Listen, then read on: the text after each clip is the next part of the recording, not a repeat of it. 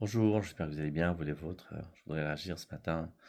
J'ai regardé un article avec Michel Boujna qui dit que ses enfants ont complètement coupé les ponts avec lui, qui répondent pas à ses messages, etc.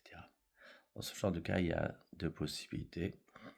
Il y a le fait que peut-être qu'il n'a pas été correct. Dans ce cas-là, se remettre en question, demander pardon et voir si on peut réparer, si on peut se rattraper, parce que beaucoup plus qu'on ne le pense. Très souvent, on peut réparer, on peut se rattraper. Il n'est jamais trop tard pour bien faire, comme on dit les anciens. Ou alors, effectivement, malheureusement, le problème, c'est pas lui, ou c'est plutôt les enfants. Parce qu'effectivement, il y a une sorte de mode actuellement de ghosting où les personnes font comme si vous n'avez jamais existé, ce qui est, comme il dit lui-même, quelque chose de très très très violent, d'être désaimé.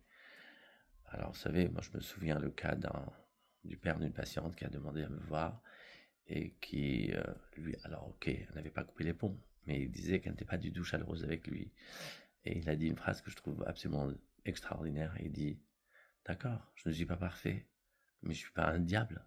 Et il a raison, parce que quand on s'arrête, la fille était opticienne, c'est lui qui lui a acheté la boutique, c'est lui qui a fait les travaux. Ok, c'est de l'argent, mais l'argent aussi, c'est une manière d'aimer, c'est une manière d'être gentil. Il n'a jamais été méchant, il n'a jamais véritablement cassé ni quoi que ce soit.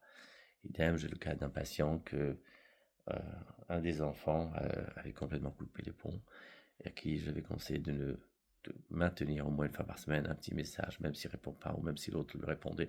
Mais je t'ai déjà dit de ne jamais m'envoyer de message, maintenir le contact. Et qu'est-ce que vous voulez que je vous dise? On vit une drôle de période de diabolisation de l'autre. Et surtout encore cette nouvelle mode encore de ghosting, ça vient du mot ghost, ça veut dire fantôme, c'est-à-dire on fait comme si vous n'existez pas, comme si voilà, comme si vous êtes mort. C'est affreux. Ça peut être chez les amis qui donnent plus du tout de nouvelles ou qui répondent plus.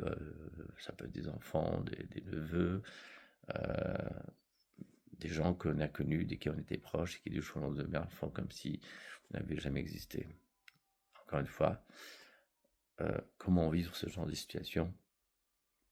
Encore une fois, bien sûr, il faut d'abord se remettre en question, voir s'il y a quelque chose qui vient de nous, à 100% ou à 50% ou même à 30%. Et dans ce cas-là, se remettre en question et voir comment est-ce qu'on peut réparer. Il y a des cas, par contre, on a fait le tour de la question et en toute objectivité, on n'est pas responsable de la situation. Et dans ce cas-là, effectivement, il faut se préserver. Et se préserver, c'est quoi? C'est être capable de renoncer.